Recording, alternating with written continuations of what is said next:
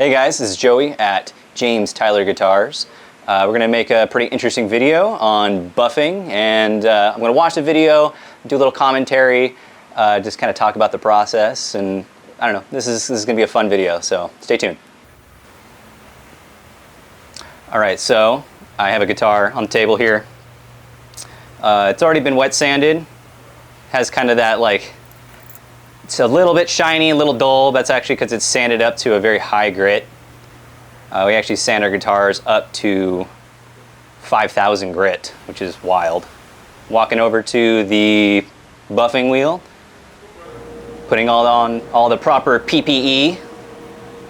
So we start with medium. We wet sand our guitars to such a high grit that we don't need to use coarse. We actually just use medium to start with, which is that pink kind of red compound.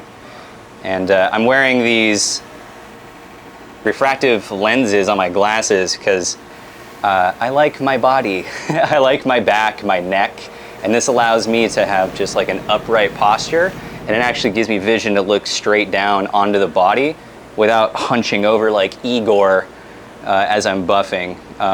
So I don't always use them, but if I'm having like a sore neck day or something, I'll pop them on.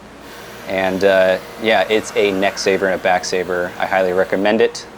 Here we're buffing the lower bouts, the cutaway, keeping a lot of motion. So when you're buffing, you want to make sure that you don't buff in just one direction the whole time. You want to keep it moving. If you have it in one spot for too long, you're going to get it too hot. If it gets too hot, it could damage the finish or give you a kind of an ugly look. Also, you want to keep it moving because if you buff in one direction, you actually see these buffing lines form. And if you keep it moving, it's just, it'll always be smooth. That was a cool shot of dust collection. All right, that's fine. Now we're adding the fine compound, which is that yellow compound. We have a separate wheel for that. Cool little shot. That's my first person view. All right, so lastly, we clean off the wheel. This is actually a piece of pumice that I use to really get it nice and clean.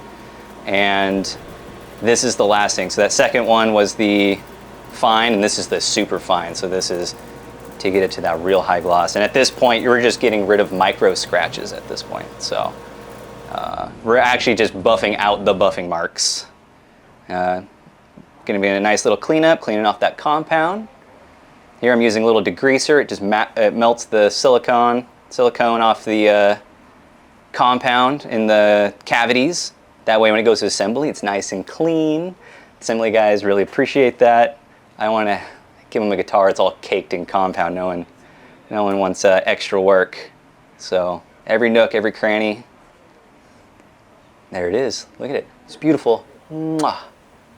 Perfectly shiny, no pitting, didn't overheat it anywhere, no cross hatch, just buffing like in a waffle kind of pattern, just keep it turning. And there it goes, getting put away. Now it's ready for shielding. And that's it. That was an awesome video. I want to watch it again.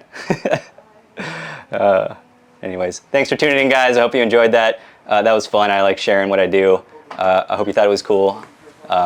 That's it. Have a good day, guys. Take care.